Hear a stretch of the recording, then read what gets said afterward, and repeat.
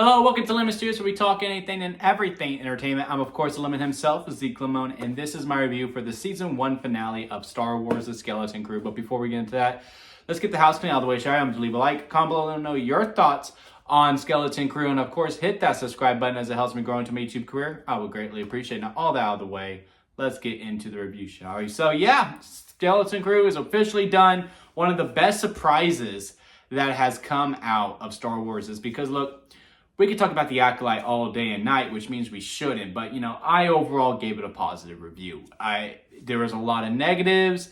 And, honestly, it was a show that could have gone either way for me. But at the end of the day, when I did my review, it's still positive. If I was to rewatch it, it could possibly be negative. It's just one of those types of shows where, it just depends on your mood, on how you feel about it at the time. I don't think it's the worst show ever made.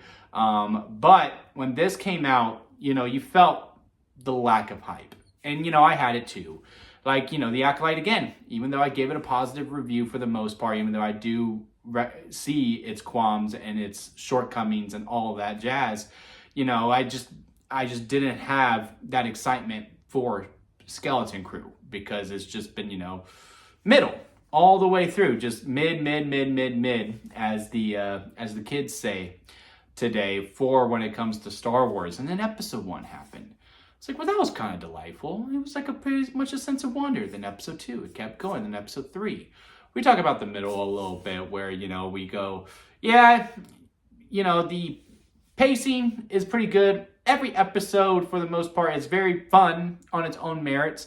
But when it comes to the whole show as a cohesive unit, there's just some, things that are really wish-washy, whiplash, that, hey, they felt this way one time, and now it's the next episode. Now they feel this certain way, even though they felt that the previous episode before. Just like, well, what were you doing here? What's with the structure?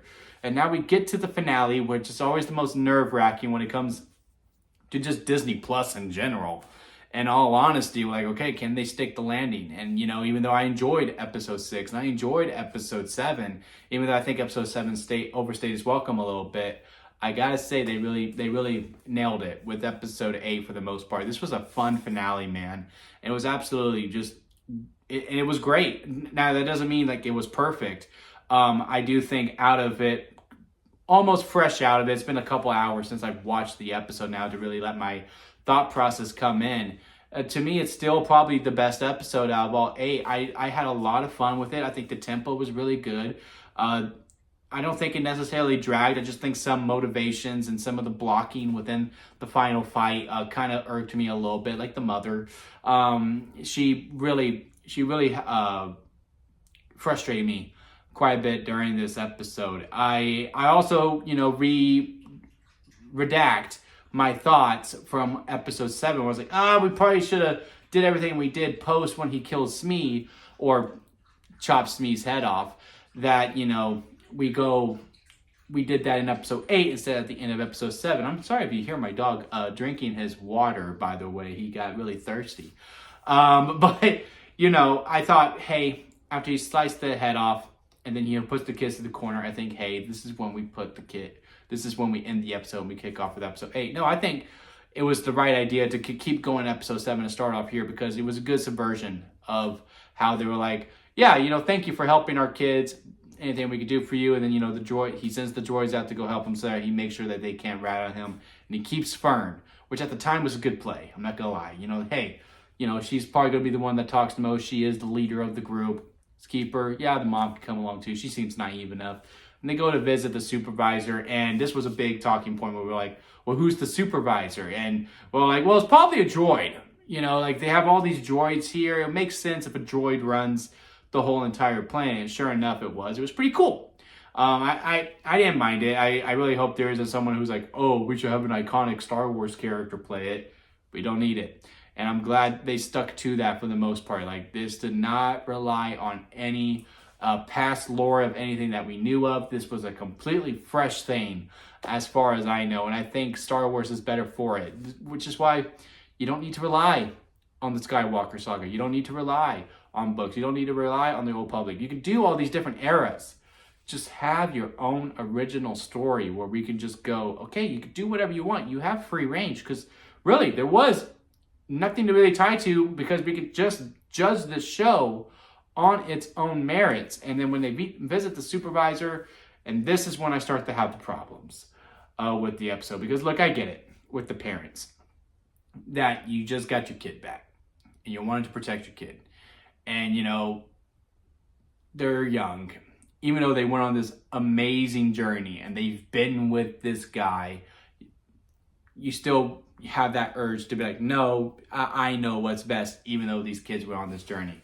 But I was just like, dude, just listen to your kid. Like they were trying to like ease in, you know, Wims with his dad. And, you know, he's trying to convey in a way that now he's being suspicious and the dad's just not getting it.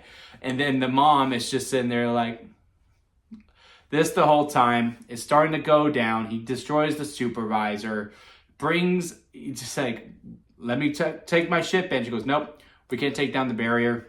We got to keep that going. Well, you know, we got to bring in my ship somehow. And she's like, yeah, I'll help you. I'll get that going. And then after that, she helps them bring the pirates in. The pirates starting to attack. Dad realizes, oh, okay, my son was telling the truth. And I really like the beat where they're trying to get into the car. He's trying to get the car to start. And then when KB and Neil show up and they go, yeah, we gotta stay firm. So let's get on the hover bikes, and goes, no. And he's like, no hover bikes, kids, just go home. And when Wim starts his hover bike and the dad gets excited because he thought he started his car. It got a good laugh out of me. I really had a lot of fun with that. And again, that's when this episode was at its brightest. It was a lot of fun. I liked when they were on their hover bikes and the pirates are trying to attack them, and the camera's going to POV and you're like riding with them through town. And as they get into the forest, they hop the hill like, oh my God, we made it. And even the dad goes, woo! Like, you know, I don't care how old you are. You make a jump like that, you're gonna get excited. You're gonna cheer for it. And again, it was a lot of fun. And then Wim gets up there. We have this whole final battle. They get the comms working. She's able to communicate. The recap kind of spoiled that she was going to call the Owl, and the Owl was going to send the X-Wings in. And like, okay, well, now we got to get the barrier down. And again, the problems are right here. When the mom's like, nope, we can't take the barrier down. I'm trying to protect you. I was like, ma'am, you literally let the pirates in. You literally willingly let the pirates in. Now you have morals when we have the real good guys here and your kids have been right all the way through, and now you're still going to tell them no? Oh, man, she was really frustrating me, especially when Fern could have easily had it to take the barrier down, and then she's like, stops, and then that's when Julah almost shoots her. It was just, all of that stuff was really frustrating, but I really like that final part where it got confirmed he was Force sensitive. He may not necessarily be Jedi. He was about to start training, but then, you know, they got the Jedi, whoever she was, and they took her out. And then that's when he was like, yeah, no, screw being a Jedi. I'm just gonna do my own thing. I'm just going to survive. And I really wish we had a moment with Jude Law's character, or Jord, I think was his real name. He had many names throughout the show. So with Jude Law's character, I really wish we had that moment with the other pirates when they go, he did it. He actually brought us to homeland. I really wish we had a moment, instead of the pirates just wreaking havoc throughout the city, that they see the gold and they go, I'm glad we followed him. Or just something, just to give him that acknowledgement that, yeah, he did it. He had it right, because they never saw the gold. They were just taking over the town. And I did like the moment that he had, which, you know, if we do get a season 2, which I do hope we get overall, that he could still be redeemed, because he is having this monologue. He goes, I never wanted to hurt anyone. After KB supposedly died, even though I was like, guys, there was no boom. Have you not seen a movie? If there's no boom, you know, explosion, they made it. It's okay. But you know, even he's like, oh. Like he still cares. He thinks the kids are annoying as hell, but he does care about them. And then, you know, he's threatening to kill the dad. He goes, man, I never wanted to hurt anyone. I just wanted the credits. I just wanted the gold. I just wanted y'all to keep working. I was like, yeah, dude, just come in and take a spiel every month or so. Just come back every month. Like, I'm here for my pickup. You know where that is at. You know how to get into it. Just use that ship and you're solid. You are solid.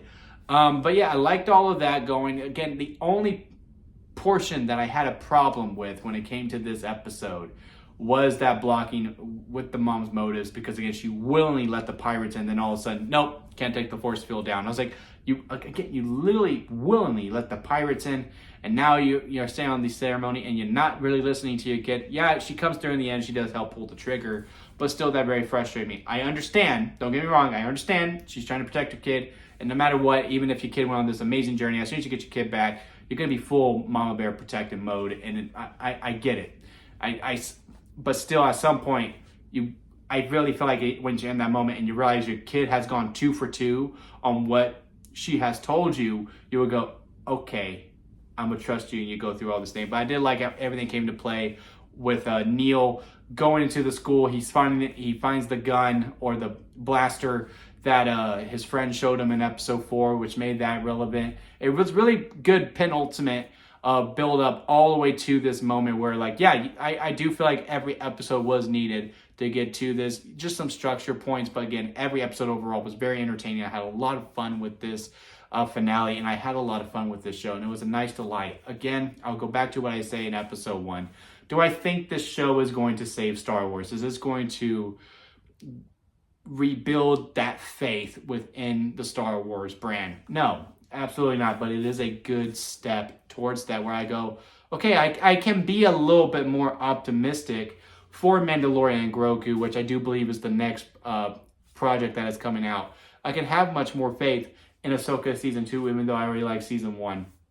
I can have much more faith for the actual Star Wars movie that's coming out. I can have more faith for these new projects because I know they nailed it for the most part when it came to Skeleton Crew, and it was its own thing. So yeah, let me know what y'all think about it down in the comment section. If you made it this far within the review, please leave a like. I do greatly appreciate it. And of course, hit that subscribe button, as we have a bunch of content heading your way here on this channel. Do a bunch of movies. We got some more TV. Spider-Man's debuting in a couple of weeks, so we'll be covering that along with other things that are coming out. Can't wait for Jack Reacher. We do many things here on this channel, so hit that subscribe button to go on the journey. We also do a lot of wrestling. If you're into WWE, hit that subscribe button for that, because we talk about all the Raws and SmackDowns on this channel as well, along with the premium live events, of course. So until next time, guys, I'll see you here at Lemon Studios.